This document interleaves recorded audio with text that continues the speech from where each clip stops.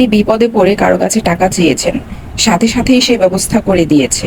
তার মানে এই নয় যে সে আপনার জন্য টাকা নিয়ে বসেছিল। লোকাল বাসে আপনার ভাড়াটা অপরিচিত কেউ দিয়ে দিয়েছে। তার মানে এই নয় যে তার মানিব্যাগ ভর্তি টাকা আছে। কেউ আপনার খাবারের বিল আগে দিয়ে দিয়েছে। তার মানে এই নয় যে তার কাছে টাকার পাহাড় আছে। তার টাকার পাহাড় নেই, কিন্তু পাহাড়ের চেয়েও উঁচু একটা মন আছে, যেটা কিনা সবার থাকে না। আর এরকম অনেক অনেক ভালো মানুষ এই পৃথিবীতে এখনো বেঁচে আছে। ভালো থাকুক ভালো মানুষের মনগুলো। তো যাই হোক, গিয়েছিলাম শ্বশুর বাড়িতে বেড়াতে।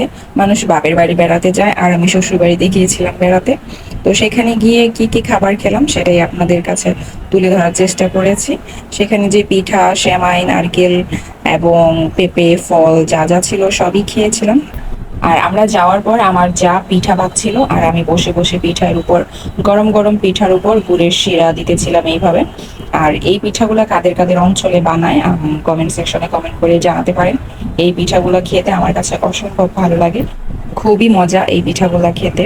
তারপর পিঠাগুলো সব কমপ্লিট করার পর একটা বড় ড্রামের মধ্যে সুন্দর করে এক এক করে রেখে দিচ্ছিলাম। তারপর এই তো গাছের আম প্রায় শেষের দিকে।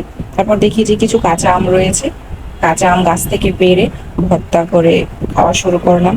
কাঁচা আম গাছে থাকলে ভর্তা খাবো না তা কি হয় কখনো? আম খাওয়া শেষ করে, আম ভর্তা খাওয়া শেষ করে চলে আসলাম বেগুন বাগানে। সেখানে দেখি অনেক বেগুন হয়ে আছে, কিছুটা বেগুন নিয়ে নিলাম। তারপর বাসায় চলে আসলাম। বাসায় আসতে আসতে অনেক রাত্র হয়ে গিয়েছিল, প্রচন্ড গরম লাগতেছিল গাড়িতে। তারপর সেখানে আইসক্রিম কিনে আইসক্রিম খেতে খেতে বাসায় চলে আসলাম। আজকে এই পর্যন্তই, আল্লাহ হাফিজ।